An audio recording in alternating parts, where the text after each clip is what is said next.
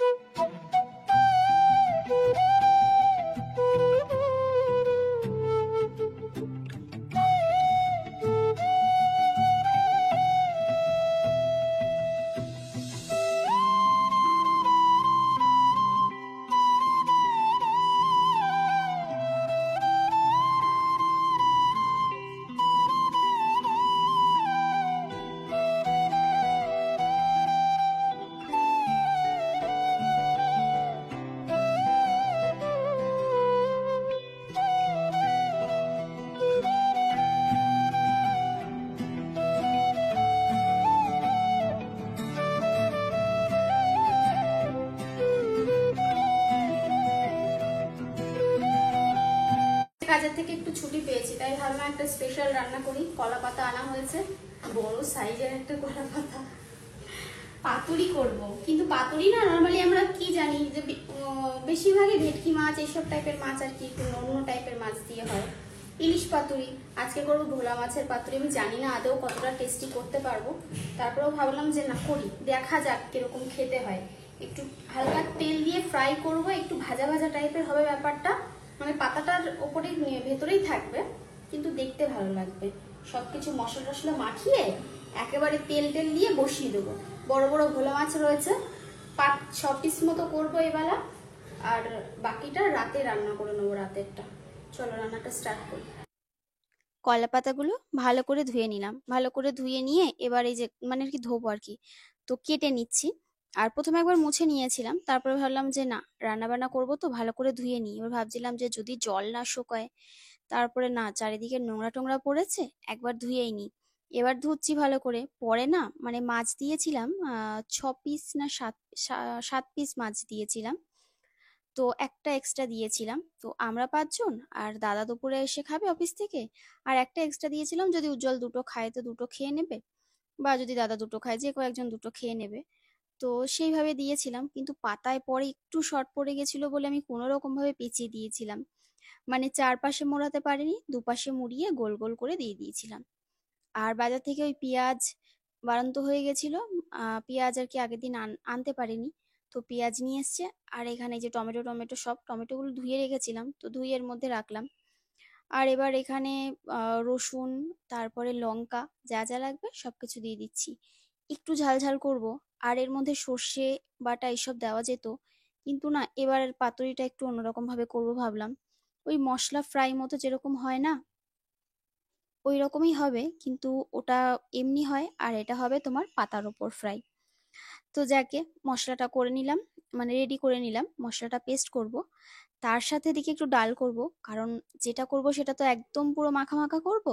তো ভাবলাম যে না আরো তো কিছু করতে হবে, কারণ আমাদের বাড়িতে একটু ঝোল না হলে না মানে সবাই খেতে পারে না, মাখা মাখা করে খাওয়া যায় না। তো ডালটা বসিয়ে দিলাম, ডালটা বসিয়ে দিয়ে এদিকে চালও ধুতে বসিয়ে দিয়েছি, ভাতটাও বসিয়ে দেবো।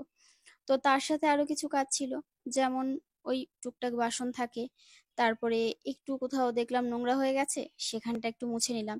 আমি একটু খুঁতখুঁতে টাইপের, তো কোথাও যদি একটু জল পড়ে যায় রান্না করার সময়, সেটা আগে তখনই মুছতে হবে। তারপর দেখো মাছটা নিয়ে নিলাম প্লেটের মধ্যে। আর ভীষণ ভয় ছিলাম যে কেমন খেতে হবে, কারণ ভোলা মাছ এইভাবে কোনোদিনও খাইনি।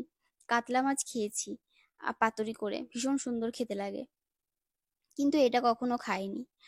আর কাতলা মাছ তো কচুর পাতায় খেয়েছিলাম, কাতলা না রুই মাছ, কাতলা মাছই মনে হয়, একটা রেসিপি আছে আমার অন্য চ্যানেলে একটা। তো দেখো এখানে সমস্ত কিছু মশলা দিয়ে দিলাম, দিয়ে এবার ভালো করে হাত দিয়ে মেখে নেব। দাঁড়াও একটু জল বেরিয়েছিল, কারণ ফ্রিজে ছিল তো মাছগুলো, বের করে রেখেছিলাম বেশ খানিকক্ষণ আগে, থালার মধ্যে খানিকটা মাছের গা দিয়ে জল ছেড়েছিল, তো সেটাকেই আবার আমি ঠিকঠাক করে জলটা ঝরিয়ে নিয়ে আবার মশলাটাকে মাখিয়ে নিলাম। তো এটা একটু থাক রেস্টে। তো লেবু হলে একটু ভালো হতো, কিন্তু লেবুটা আর পেলাম না। আর পাতাগুলো না ওইভাবে জল সমেতই একটু উনুনের ওপর দিয়ে কোনো রকমে একটু সেঁকে নিচ্ছি, কারণ একটু পাতাটা যাতে নরম হয়ে যায়। তো ভাবছিলাম যে হবে না হয়তো, আওয়াজ হবে একটা, জল যেরকম শোকানোর আওয়াজ হয়। তো দেখছি না কিছুই হলো না, খুব সুন্দরভাবে পাতাগুলো একদম মানে নরম হয়ে গেল। তারপরে দেখো এবার এক এক করে পাতা মানে মাছ পাতার উপরে দিয়ে একটু মশলা দিয়ে আবার একটু সর্ষের তেল দিয়ে তারপরে পাতাটাকে সুন্দর করে মুড়ে দেবো। তো এইভাবে প্রত্যেকটা মাছ কিন্তু মুড়ে দেবো। তো দেখো কি দারুণ ভাবে মুড়ে গেল না। তো প্রত্যেকটা মাছ এভাবে একটু মশলা টশলা দিয়ে মেখে নিলাম। আর মশলা করেছিলাম অনেকটা, পরে মনে হলো মশলা বেশি হয়ে যাবে, কিন্তু না পরে দেখলাম যে আরেকটু খাওয়ার সময় মনে হচ্ছিল মশলা আরেকটু দিলে ভালো হতো, মানে গ্রেভিটা না একটু কম পড়ে গেছিল মাছের গায়ে, পুরো একদম মাছটা ভাজা ভাজা হয়ে গেছিল, কোনো গ্রেভিই ছিল না, শুকিয়ে গেছিল পুরো একেবারে। তো যাই হোক, কি আর করা যাবে। তো দেখো এই যে মাছটা তোমাদের দেখালাম ভালো করে, এবার এই মাছটার মধ্যে আবার মশলা দিয়ে দিলাম একটু গায়ে মাখিয়ে, আর আবার একটু তেল দিলাম। তো এই পর্যন্ত তো ঠিক ছিল, তারপরে এগুলো একটু পাতা শর্ট পড়ে যাচ্ছিল, তো ভাবছিলাম যে এগুলো কি করে দেব কি করে দেব। তো কোনো রকম ভাবে আর কি ম্যানেজ করেছি, হয়েছে, এমন নয় যে হয়নি, শুধু ভাজাটা একটু আলতো হাতে ভাজতে হবে, তাহলেই আর কি হয়ে যাবে।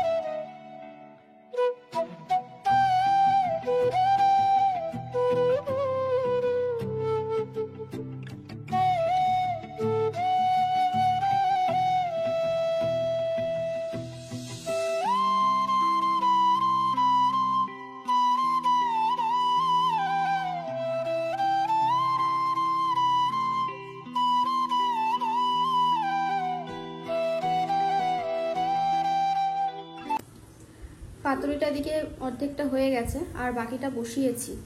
তারপরে এদিকে আর কি করব, মাছের ঝাল করব, কারণ পাতুরি তো এবেলার জন্য করছি। এবার চিন্তা হচ্ছে রাতে কি খাবো, তো রাতের জন্য আমাকে আলাদা কিছু করতে হবে। আর টিপ খুঁজে পাইনি বলে আজকে সিঁদুরের টিপ পরেছিলাম, সে একদম ঘেটে ঘ হয়ে গেছে। সিঁদুরের টিপ আমি কিছুতেই পরতে পারিনি, ঘেটে পুরো ঘ হয়ে যায়। এই দেখো এদিকে পাতুরিটা রেডি করে, বাবা চোখের মধ্যে পুরো ফ্ল্যাশটা পড়েছে, তাকাতে পারছি না। পাতুরিটা এদিকে রেডি করে রেখেছি, জানি না কেমন খেতে হবে, তোমাদের রিভিউ দেবো অবশ্যই। আর এখানে পাতুরির একটু মশলা রেখেছি, আর এই যে পেঁয়াজ আর টমেটো, আর এই হচ্ছে মাছটাকে এখন ভাজবো। কড়াইতে তেল বসিয়েছি, আর এখানে যে বাকি যে পাতুরিটা ছিল সেটা এখানে বসানো রয়েছে, ব্যাস।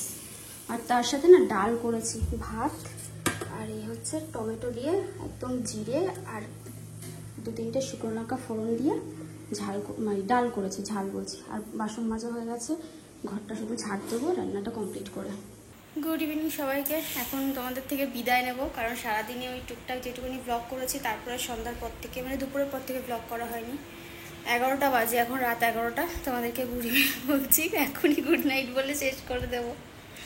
খাওয়া দাওয়া করলাম, তো রাত্রেবেলা আবার ওই ডিমের পাতুরি করতে হয়েছিল, কারণ মা ফোন করে বললো ওই বাড়িতে আমার যাওয়ারা আসবে, তো মাছের ঝোলটা ওদের বাড়িতে দিয়ে দিতে। তারপরে আবার আমি তড়িঘড়ি করে কি করব, ডিম ছিল ঘরে 5টা, সেই 5টা ডিমের পাতুরি করলাম। পাতুরি মানে পাতায় করিনি, ওটা আবার ওই এমনি মানে ওটা নামের পাতুরি, অন্যরকমভাবে পেঁয়াজ, কালো জিরে, কাঁচা লঙ্কা দিয়ে ডিমটা সেদ্ধ করে ছাড়িয়ে ডিমটাকে একটু হালকা করে ওর সাথে ফ্রাই করেছি, ব্যাস নুন হলুদ দিয়ে নামিয়ে নিয়েছি। খাওয়া দাওয়া করলাম। মেয়ের আবার টিচার্স ডে ছিল আজকে, যে আন্টির কাছে পড়তে যায়, আন্টির বাড়িতে আজকে সেলিব্রেশন হয়েছে, খাওয়া দাওয়া করে এসছে। তো রাত্রেবেলা মেয়ে আর কোয়েল দুজনেই খায়নি, তো ওরা শুয়ে পড়েছে, মা খেয়ে নিয়েছে, আমরাও খেয়ে নিলাম, জলও শুয়ে পড়েছে। তো চলো ভিডিওটা এন্ড করে এখন আমি ভিডিওটা এডিট করে রাখবো কালকের জন্য। তো টাটা, গুড নাইট।